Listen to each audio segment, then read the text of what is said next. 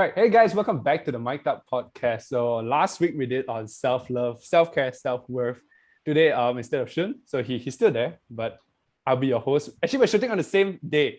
It's literally the same day. We're just shooting at like literally 10 minutes apart. We took a break before that, but that's other than the point. So welcome back. This is a part 2 where we talk about resilience, boundaries, how to say no to certain things. And I think this is more towards a career directed kind of discussion, especially us as fresh grads. We literally just graduated and we are within our first quarter of our working lives. So decisions has been something that we're trying to deal with, personal boundaries. So we're gonna here to share about this. And yeah, before we get into it, just a quick disclaimer: we are not mental health professionals or what you call it, as professionals in any kind. So if you need mental health advice or any advice whatsoever, please seek professional counsel. With links down below.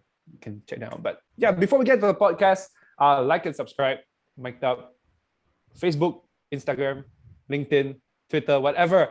And yeah, let's get into the podcast. So first things first, just now, the last episode, we talked about self-love and we talked about a lot setting boundaries. Am I right? I think that's what we touched on.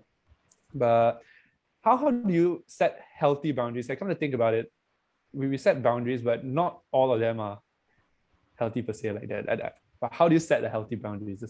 That's the first thing we're going to start off today with. Healthy boundaries. An apple a day keeps the doctor away.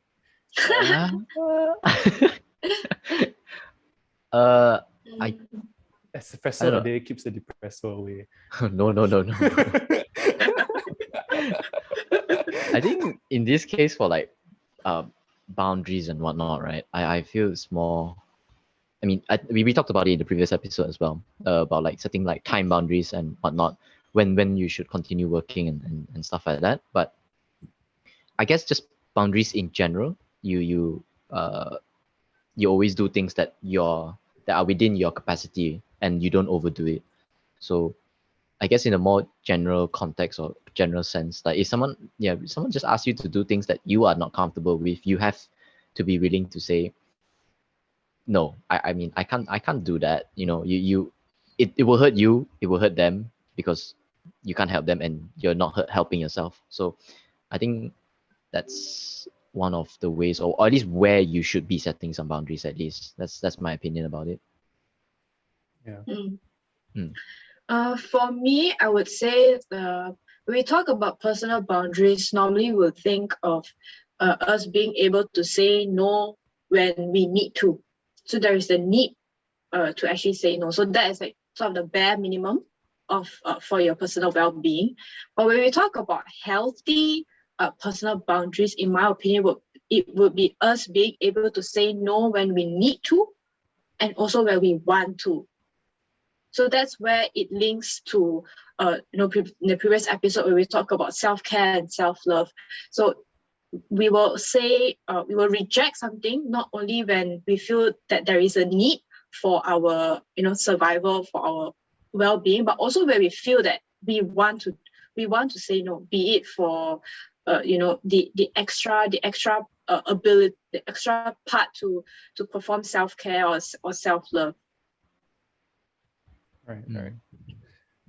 So it's not so much of healthy or not, but it's more of knowing your needs and wants moving forward.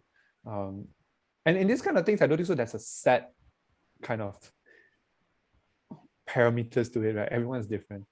It's very individualistic. Like what you need and want is completely different from what others need and want.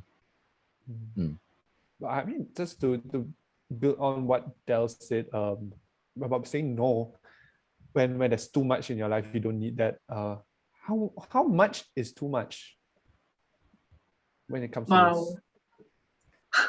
How much is too much?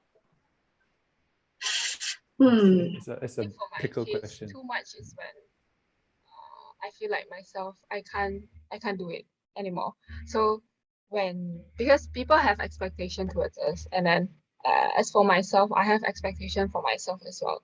So sometimes I might overestimate myself, and that is when it really cross over my abilities to do things, or like my capabilities like in doing things. So it will be too much, and then when I can't handle, then kind of go downhill. And then notice that I myself can notice myself going downhill, whether mentally or physically like that. So I think Yeah. that is when I feel things are too much for me. I agree with Right. Pei Ling. Yeah, but Yeah, I that- always believe that. Sorry? you go first. Go first.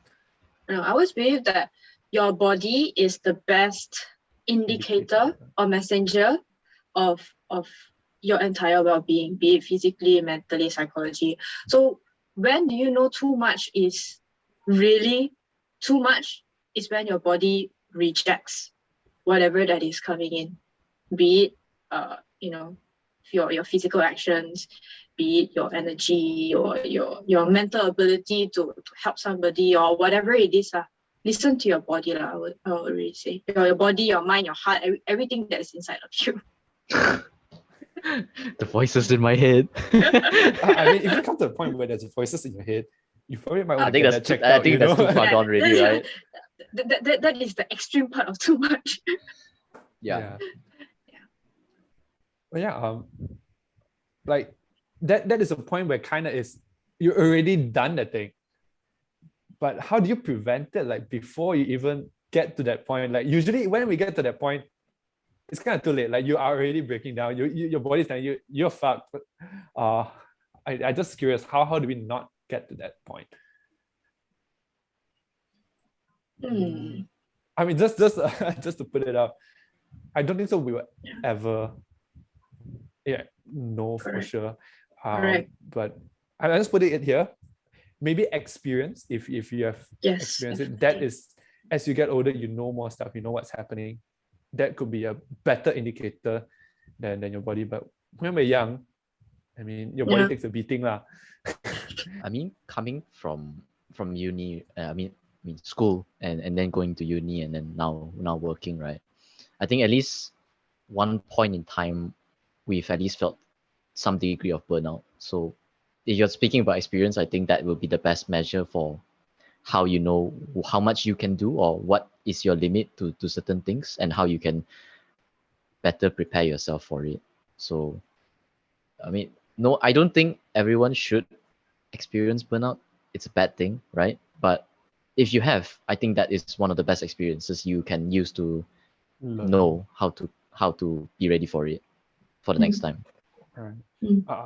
Just put your opinion here. So I actually went back. I do vlogs, so I went back and looked at my vlogs. So actually, every year or so, I'll have a burnout. It's like an annually thing.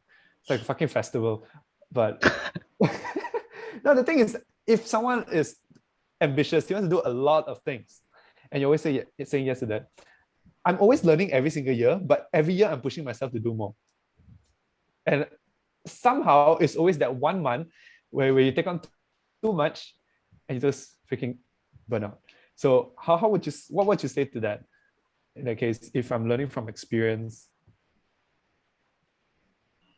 Are you learning though at the same time? Like you said lah, I mean, you know that there's always a particular moment in time, and it's usually after you've picked up and done a lot of projects and stuff like that.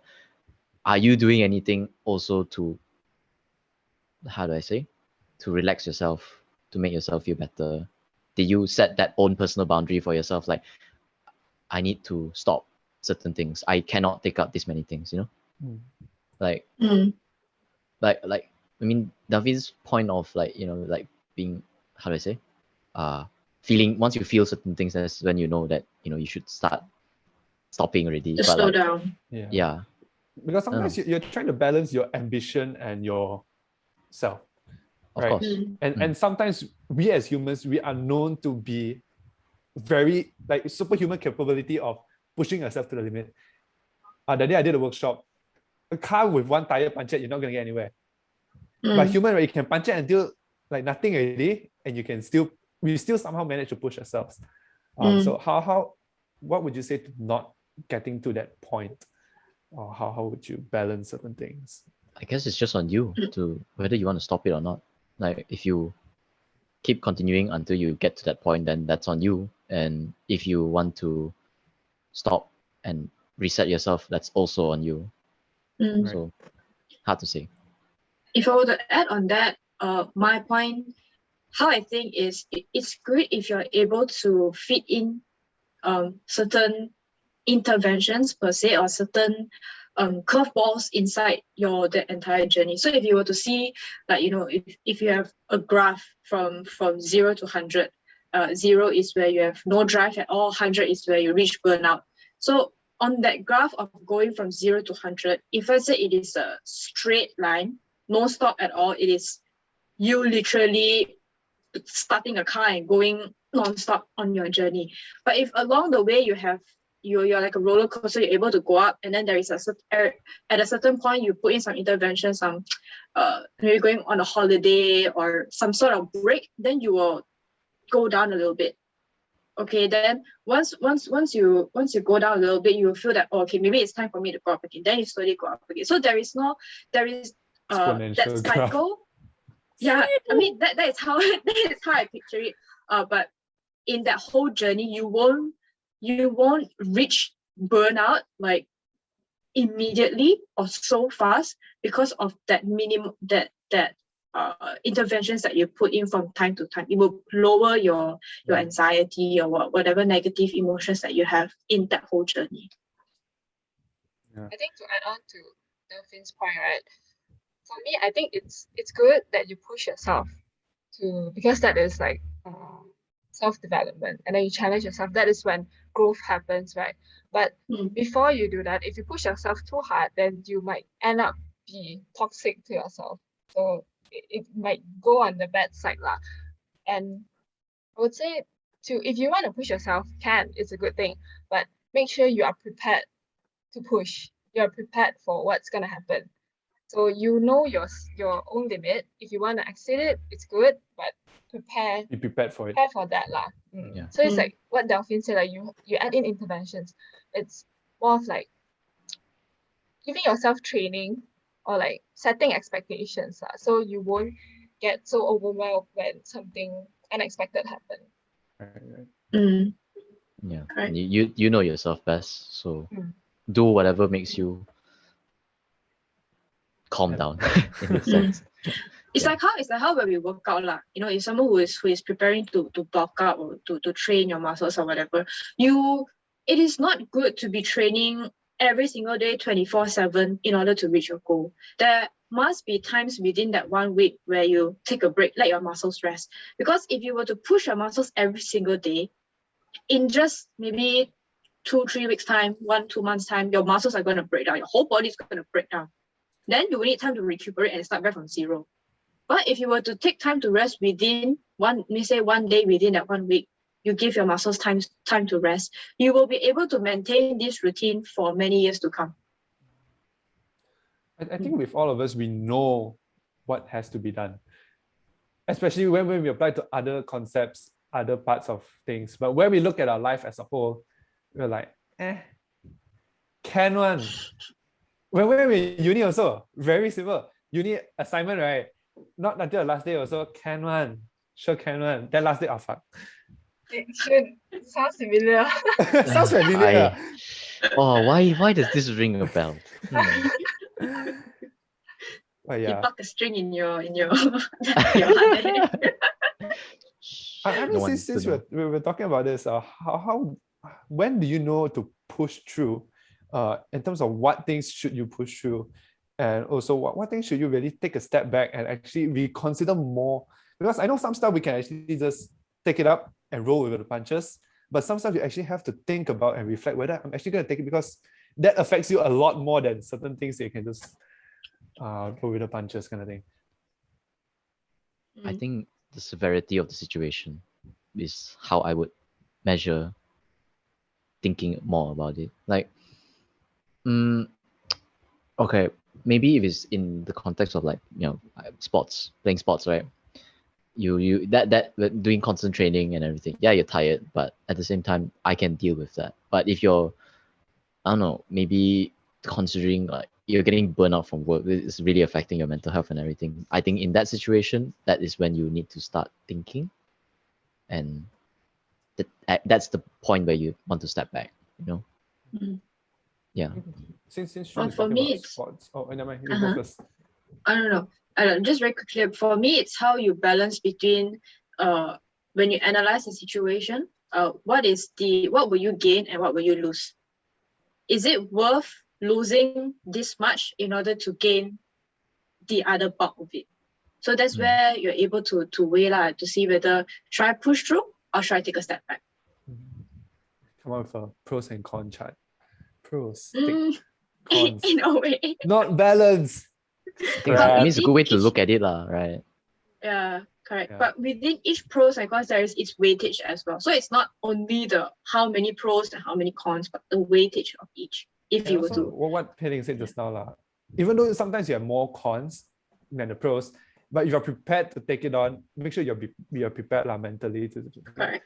I mean, just now Shun talk about sports, and all of us here actually are athletes, are high school athletes. In a sense of sorts, we play for our school. Yeah, we go for trainings and everything. I've always heard and felt like athletes, we tend to take things harder.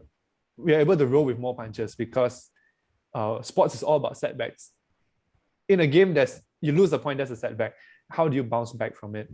And doing training also, you train until you want to kaput already, go back. That's the best sleep you ever get in years. That kind of thing. But so the mentality is there, the mindset is there.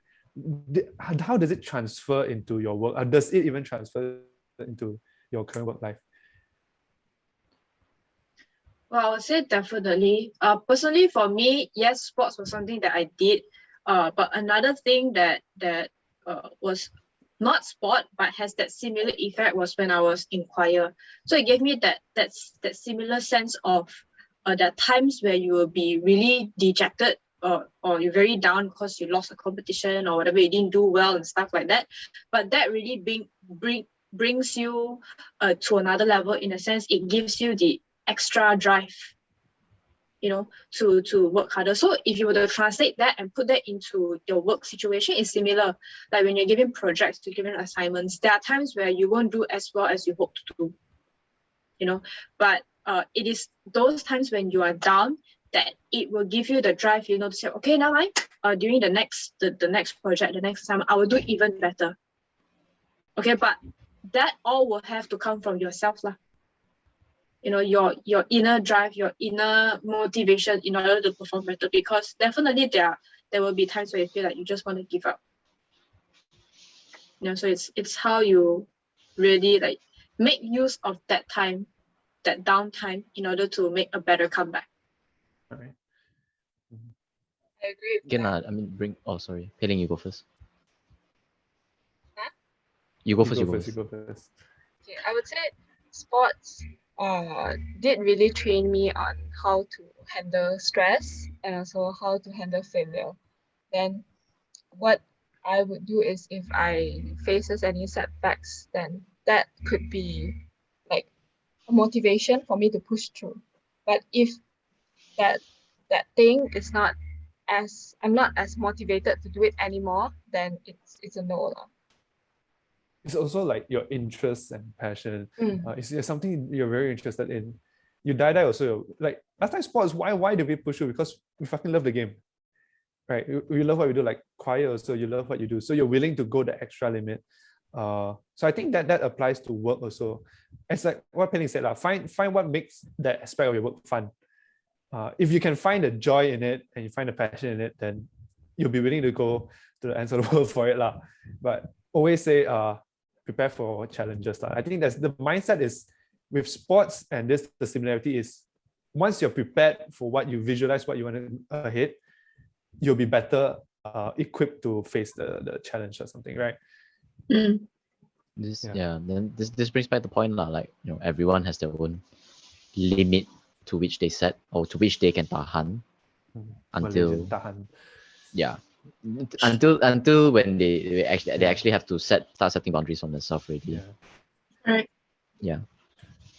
So if how- you are able to take it, sure, that's fine. But if you know that you have a limit and everything, like Delphine mentioned earlier, interventions, do things that make you go down a bit, and then you can go up again. yeah. Mm. I mean, we've been always talking about things that we do, but how do you know whether you're doing the right thing? The right thing in what sense? Like setting boundaries? No, in general, because that's how we always mention about challenging ourselves, or when the thing is not right, how do we pick and choose pros and cons? But how do you know whether that is the right thing for you? Then Well, again, but to be very honest, you will never know, sorry. right? Yes, correct. Yeah. You Yeah. you will never know until you try, because yes, Yeah. there is the whole aspect of, okay, you can ask for advice, someone who has gone through it, but yet the That person is ironic not thing you. that, correct, that person is not you. So no matter how much of advice and guide that the person can give you, he is he, she is she. There's only so much that person can share with you. You as an individual, you have to experience it yourself. Then only you will be able to feel it, to identify what is it that you can do, what is it that you should say no to. So was your choice to join Help University the right decision? We'll keep that for another session. I think the connection's a bit bad. Sorry, what? Hello? Oh, no, but Hey, all of us seriously, here help students, okay? We can't say much, Yeah. please. we are help graduates. We are help graduates. Oh yeah, help graduates. Yeah, we don't rely on the marks anymore. But I mean, regarding to you picking your job choice or whatever you're working at now, do you feel like it's the right thing for you? Or after you tried, has any aspects that didn't work out that actually made it you think, like double think whether it's the right thing or not? Mm, I was I think I thinking can about just this. uh-huh. Oh, so many. It's okay, So Tilly. many stories. I was thinking about this like last week, because when I started work, it was very overwhelming. So because I would say all of us didn't really take like a break after uni, and then we straight away start work, right? We didn't, Yeah. and then like all of us end our uni life with internship. Then we straight away start work. It's not like other people that they will take 2 or 3 months, like really take a break and then they start working. Then when I start working, actually my leader did told me about this. She felt like I'm not ready for the working life. And then when I think about it, it's kind of true. So, but I already made the decision. So for me, is what's in the past, it's already in the past. So I already made the decision to start work. Then that is something that I have to work on, and that is something that I need to push myself to grow and to really fit in the working life. So as like what Delphine shared just now, you will never know unless you You experience try. it yourself, right? So even like before I start working, I talk to people who are already working. Then I ask them, "Oh, how's the working life?" They will say, "Oh, that's the bright side. That's the downside." But when you start working, then you need to experience it yourself. So yeah. You guys, I actually quit my job after 2 months, if you guys didn't know. Yeah. Yeah, welcome to Elton's life. I got a job straight out of uni, and so it was in the beauty distribution industry, hair products, hence my beautiful hair color for a few months. But as you guys know, that's not something that fits me. Although that the working environment there was damn good. I love working there.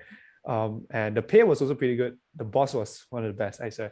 But the thing is, it doesn't align with your interests, no matter how well the work environment is, no matter how challenging it is, you're not gonna find the fun. You're not gonna enjoy your life. And I mean, I stick to my what my mom said lah, 听妈妈的话, if you're happy, also you need to go through life. If you're not happy, also need to go through life.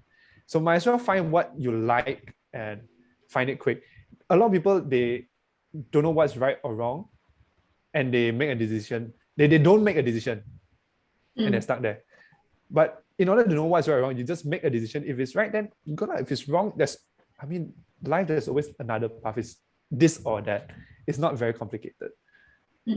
Yeah, and what's And in the I- past is in the past. And I also resonate with what Elton said, but in another context in which he knows what he wants.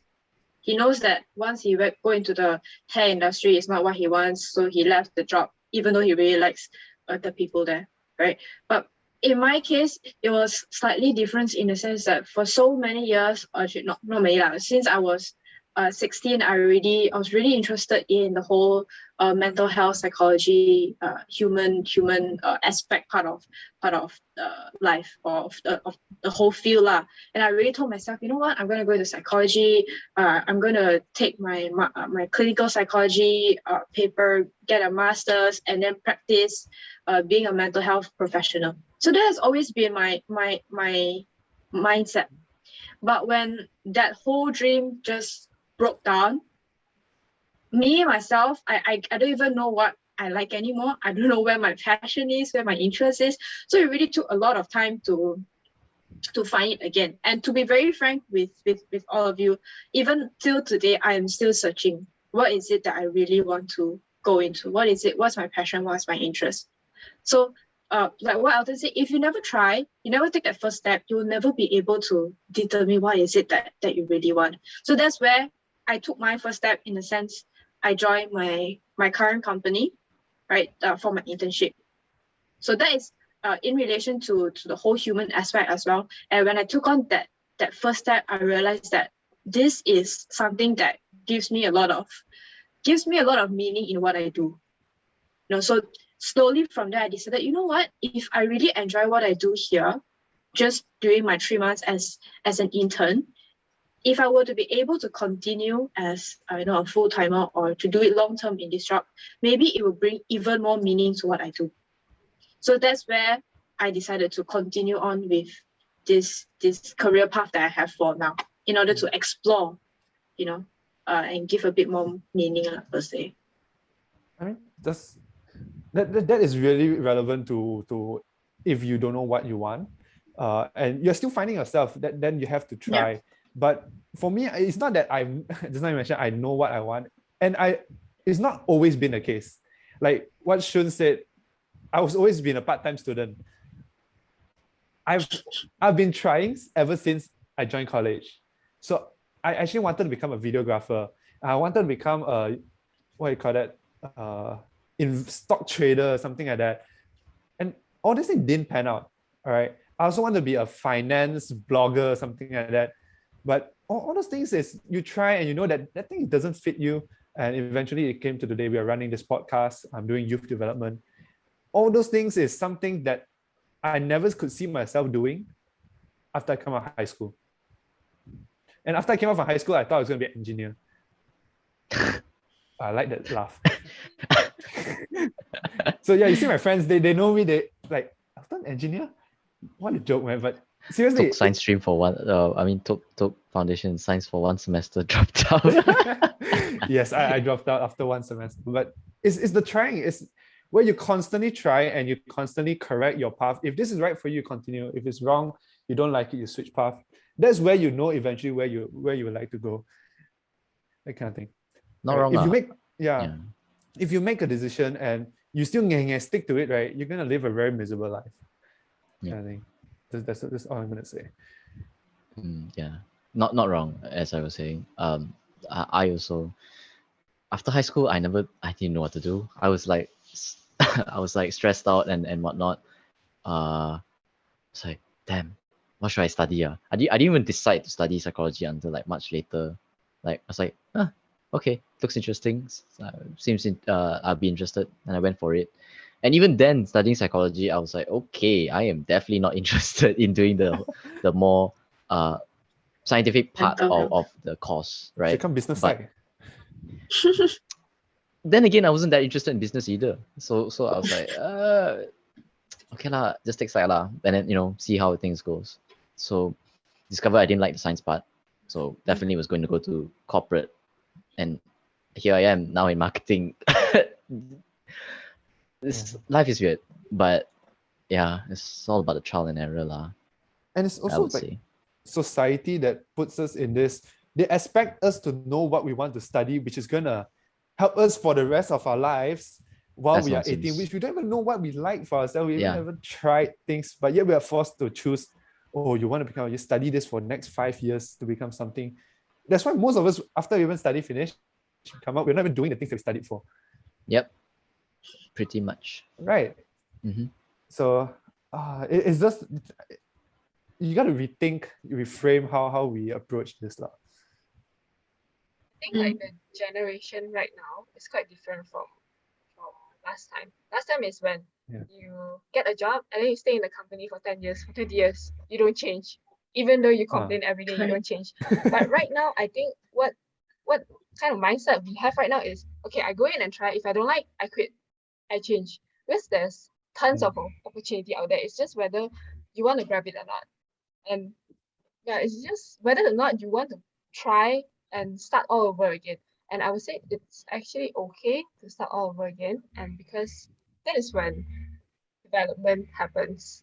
And yeah, so if you don't like something, then just quit lah. Then it's not like you're gonna lose your life or anything. It's just start all over again. Yeah, that's what people say. It's just a job. Why kill yourself over a job? I think the job, if you don't do your job, people are just gonna replace you the next day. Okay, You're not as important to them in the corporate. There's always someone can replace you. So yeah, so don't kill yourself over a job, lah. That's pretty much. And also for your studies, don't kill yourself over studying. Do your best. Yeah, just do your best. With studying, it's all about learning. So as long as you're learning, you're improving. That's what studying is about, right? So yeah, that's gonna put it there. I think we move a bit off tangent. Sorry. Yeah, we went way off tangent. Way off tangent. Yeah. So I mean, I think we still managed to keep it still within like the boundary aspect, lah, right? Yeah. I mean, next, I just want to ask, regarding what you know what's right or what's wrong, how do you deal with setbacks? Let's say if you already, that thing is wrong, like you know that's wrong and it doesn't work out for you, how do you deal with it? Is there like... The most important thing for setbacks, I think, is when you learn from it and when you improve. Right. Like, knowing is one thing, not doing anything is another. Like, you may be able to like, damn, okay, this is not good, this didn't work out for me, I made a wrong decision, blah, blah, blah. Okay, good. You know. But if you don't do anything about it, nothing's gonna change. It's still gonna be the same thing. Like Pei said, if you don't like what you're doing, just quit. There's opportunities out there. But obviously you need to put in the effort yourself to make these changes. Right. And I think that's the best way you should deal with setbacks. Take one small action at a time. I say. A step forward is still a step forward, you know. Not moving will never get you anywhere in life. And personally, I always believe it's the baby steps that matter, but at the same time, you set your own pace. Nobody is going to tell you how fast you should run, how slow you should walk. It all depends on yourself. How fast you think you can run, how slow you think you should walk.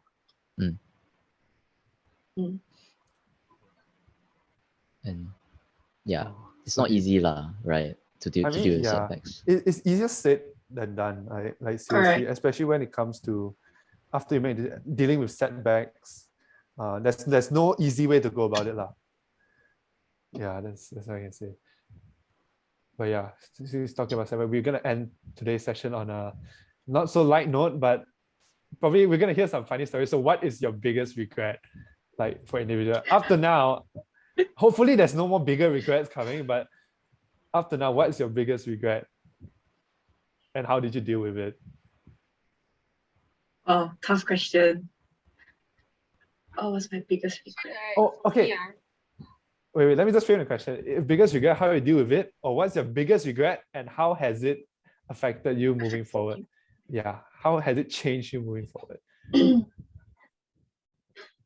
Yeah, pinning for me, yes, for me, I don't think, like, for me, I look at life as in there's nothing so-called as regrets, because it's called, for me, I put it as in the experience, and it's something that I can learn from.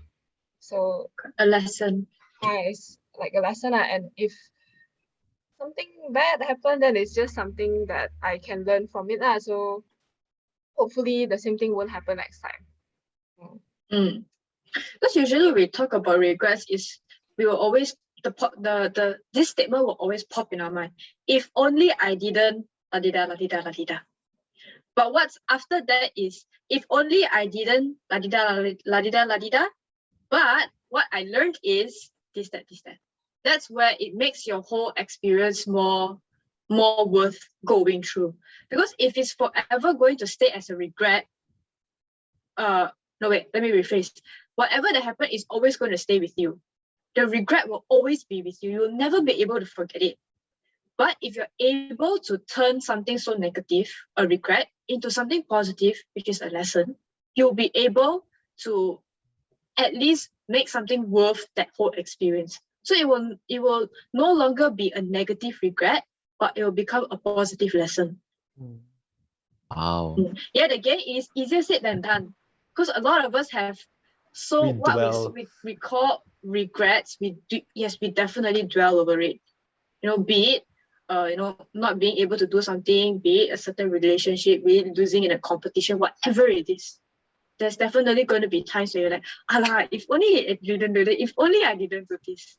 We'll never be able to run away from it. But it's how we're going to turn that whole negative experience into a positive one that will at least make it worth going through. For me, I don't think I have quote unquote such regrets in a way. Like similar to Pei Ling, I just like it's something that happened. Nothing I can do. It's hard to hate. It's hard to have like these kind of regrets. It's just something. It is what it is, you know. It is what it is. Yeah. It is what it is. To echo Del's points again, it's the fact that you learn from it. I think it's the most important or the best way you can treat yourself already after dealing or having dealt with something like this. Right. And speaking about regrets, I also see it in that way, but for me it's a slightly different way of looking at it. If you don't do something, most of us we regret doing something. But at some point we also regret not doing something. Right. So we have indecision, we say maybe this wouldn't work, and we regret not doing that. So what I can say is, in order to not have regret, you got to try also. Like coming back to trying, when you're young, try different things. I don't think so anyone ever regretted trying out something and it didn't work. All right? Because you learn from it, it's experience. But what you really regret is you didn't try something and you never know whether it's going to work or not. Yeah. That is the biggest regret that anyone would face. Right? So let's say I regret not being an engineer. Actually, I don't laugh. I probably would never regret studying, but yeah. So sometimes it's also not just about what you do, but what you not do. The indecision, that is the thing that you're actually really going to regret down the line, is what you didn't do. Because what you did is a learning experience. What you didn't do, that's always going to be a what if there. Yeah. Yeah, that's true. By the way, that quote is not by me. I saw somewhere somehow, but it really stuck with me lah. So that's why we're doing different things. Even this podcast, if we didn't do this podcast, how many of you during your interview they asked you about this podcast? A lot. I think every interview they did ask me. Exactly. I think it's really the whole aspect of us doing something aside from just studies and getting the grades lah. Because honestly, in today's world, to get the grades, it's fairly easy. To get that cert, it's doable. It's not something that is too tough anymore. It's a first class honor student, by the way. No, I'm just talking about that cert, not what grade you get, but that cert. See the three of us. It is what it is. Outside of Cannot relate to this. Yeah. Spotlighting me. But yeah. yeah, so yeah, I guess that really concludes today's part of we're talking about resilience and how to deal with setbacks, also regret, and how we're going to move forward from it. All this part we're just discussing. It's not we're not recommending you anything. We're just sharing our stories. And yeah, as we want to say, thank you so much. This is the end of our session. Anything you want to add on before we finish up?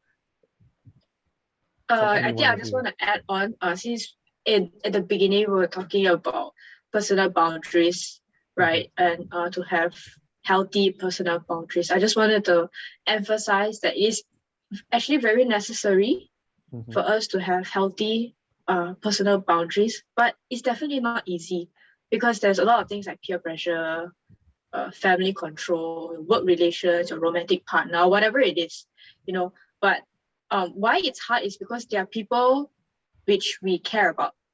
There are people that we spend a lot of time with, right? And sometimes we even spend the rest of our lives with them. So to have these kind of boundaries, sometimes we may be scared, to set them, because boundaries may lead to anger, resentment, guilt, or whatever sort of negative emotions are. And at the end of the day, what's then neglected is our personal well-being. Because whether it's an unhealthy boundary or you have no boundaries at all, it can lead to stress, discomfort, unhappiness, and stuff. So on that final note of setting personal boundaries, make sure, for those of you listening, make sure you set the right boundaries, the right healthy boundaries, and you are the subject in that whole story. You set that bubble for yourself, and make sure that you are being well taken care of. Take care of yourself first before, instead of thinking of what other people need, think of what you need first. Right. Yeah. Okay. And do you want to add any more things? Oh, we're pretty much wrapped up here. You know yourself best. You know what you should do to make yourself happy. It all starts with you. It's not life is not a game over immediately if things don't go your way. There's always a solution. There is always a path that you can take, and it pays to be resilient. Covering another aspect of what we talked about, it pays to be resilient, and good things come to you as well, lah. So you just have to keep going. Well, fun fact, I want to get tattooed the word resilience, actually. Yes, sorry, Hailing.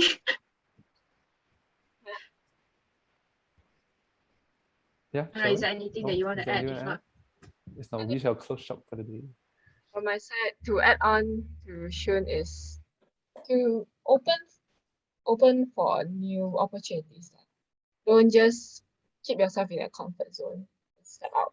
Like me today. Have you realized you've never seen Pei Ling on any of our podcasts? Welcome. This is first time, right?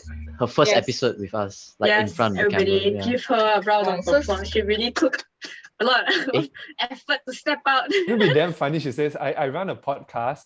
And then when you see the podcast, you never see her. Actually, no, this is not the first episode. Technically, the week before's episode will be the first one. But, this is the first time, yes. Yeah, but for any of you who don't know, Pei Ling is our video editor. She does a lot of those back end work that you don't see. So yes, this is Pei Ling for you. Yes. Hi. It's gonna kill me for putting her on the spotlight. I think See you later. I think she's to my here, at least on my she's screen. She's there. But we need to step out from your comfort zone. It's okay lah. It's scary, but it's also not that scary. All right. Nice. Ooh, it's a long session. But yeah, thank you so much for watching today's session. So let's just end this on a happy note. So let's stay tuned to other parts. We have our part 3 coming up next week. We hope we can shed some light on this kind of topic, just discussing and just opening about it. Mental health, studying, our work life. So we're going to talk more about all this as we move forward. So don't forget to like and subscribe to Mic'd Up. Subscribe on YouTube, follow on Instagram, as we put out more stuff. So we'd like to emphasize one more time that these are our own personal thoughts and opinions, which should not be taken as actual advice or guidance. Disclaimer over here, and always seek the advice of a credible mental health professional or other qualified health providers with any questions you might have regarding your mental health condition, if you have any. And with that, we should end today's session. Thank you guys so much for tuning in. Take care, stay safe. See you all next week. Bye. Haha. See y'all. Bye.